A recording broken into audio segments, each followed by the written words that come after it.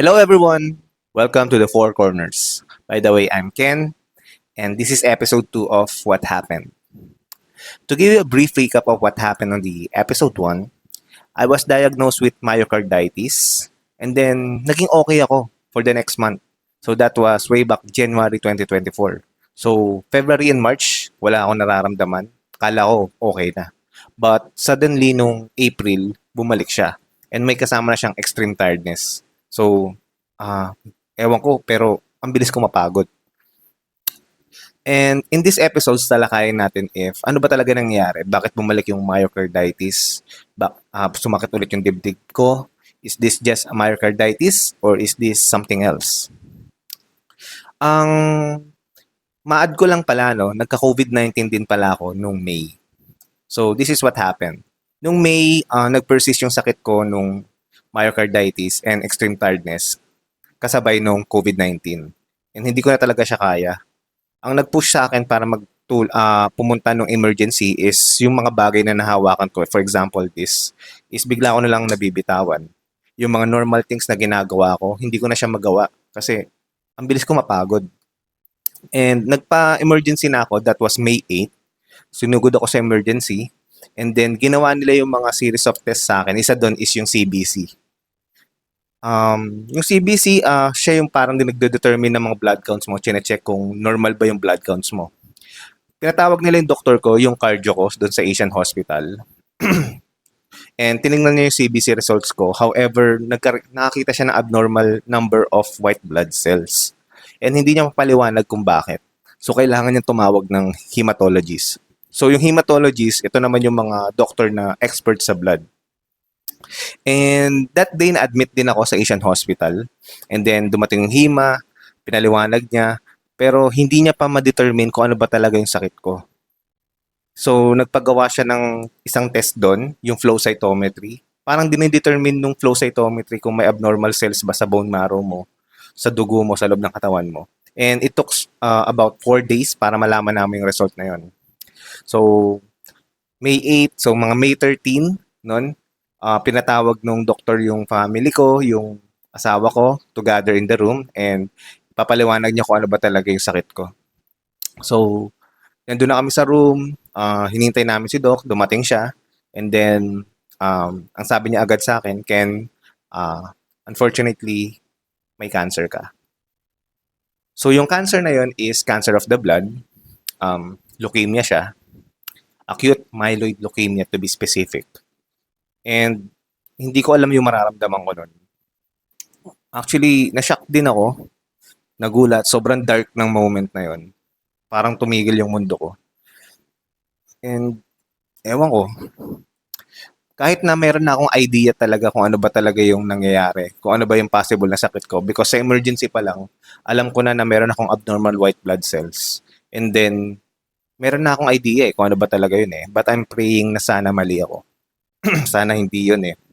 But, wala eh. Cancer eh. Then, agad-agad, sinabi sa amin yung magiging prognosis, sinabi sa amin yung pagdadaan akong treatment, kinabukasan, nag-chemotherapy agad ako. Yung cytarabine sa idarubicin, 7+3. And hoping na matanggal namin yung cancer cells sa katawan ko. Unfortunately, nung first cycle nung chemotherapy, hindi ako nag-remission. So may na-detect pa rin na cancer cell blast sa katawan ko. And then nag-undergo ulit kami ng pangalawang chemotherapy.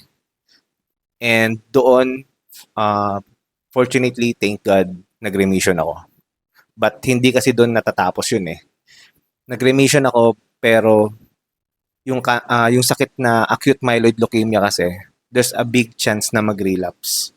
So kailangan ko pa rin pagdaanan yung mga series of chemotherapy para makasigurado na hindi siya bumalik.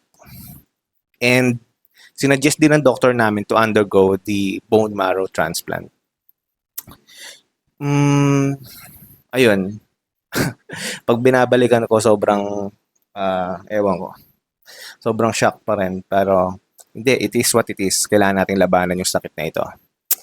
Siguro sa next episode, pag-usapan natin yung chemotherapy, yung bone marrow transplant, yung treatment na dapat pagdaanan para malabanan tong sakit na to. But for now, pag-usapan muna natin yung mga symptoms na naramdaman ko. Symptoms online na possible baka meron ka pero ini-ignore mo lang. Kasi ganun ako eh. Akala ko wala lang to, akala ko malakas ako, pero hindi. So, let's go to it. Number one is yung mga symptoms na dapat pagtuunan natin ng pansin, bleeding. Okay? So, kapag kayo, mabilis kayo masugatan, mabilis kayo magpasa, okay? Mas mabuti ipacheck nyo kung ano ba talaga, kung bakit kayo ganun. And mas maganda, expert opinion, hindi yung internet lang. Okay? So, let's go to number two. Number two is bone pain. So, kung masasakit yung joints nyo, masakit yung sa mga tuhod, sa likod, sa bone, better check it, okay?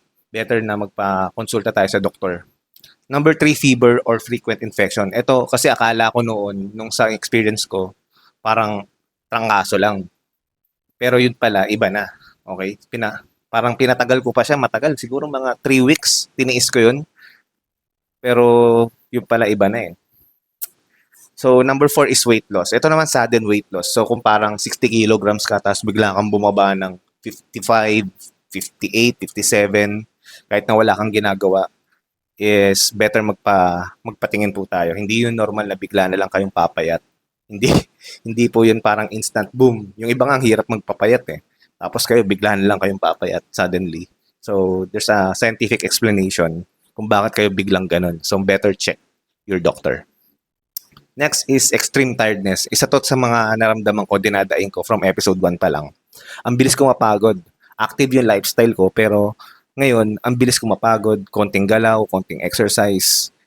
Hinihingal na ako. So, compared before, alam ko na may problema na yung katawan ko. Number 6 is shortness of breath. Ito naman, dahil nga meron akong chest pain, hindi talaga ako makahinga na maayos. So, ang nangyayari sa akin, pag humihinga ako, merong parang naiipit sa dibdib ko. So, ang nangyayari nun is, hindi ako makahinga na maayos.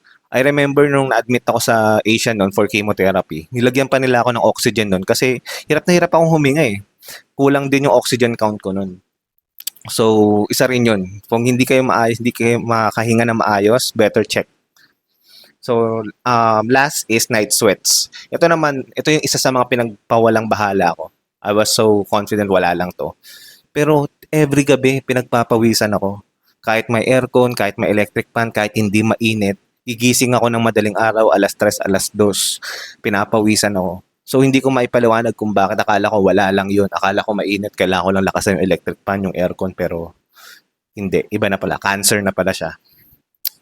So, itong mga symptoms na to, ilan lang to sa mga symptoms na pwede nyong maramdaman. Siguro you can check online, but the best thing pa rin is to check on your doctor. To root cause kung ano ba talaga yung nangyayari sa katawan nyo. And better, makinig po kayo sa katawan nyo. Kung nararamdaman nyo na may mali, na may problema, please check on your doctors. And wag po nating ipagwawalang bahala yung mga ganito. And kung ako, to give you an idea, kung siguro May 8, pinagpawalang bahala ko pa rin, tiniis ko pa din. Thank God na lang talaga nakinig ako sa asawa ko, sa magulang ko, na tumakbo na sa emergency. Kasi katulad nyo po, ayoko po ng inconvenience, ayoko po ng magastosan, ayoko po ng sayang lang yung oras ko. Siguro kung di po ako tumakbo nun sa emergency, baka iba po yung nangyari, iba po yung resulta ngayon. So, sa next episode po, pag-usapan natin yung chemotherapy, yung bone marrow transplant, yung prognosis ng sakit, kung ano ba talaga yung acute myeloid leukemia. So, I think that's it for me. Thank you everyone. See you sa next episode and peace out.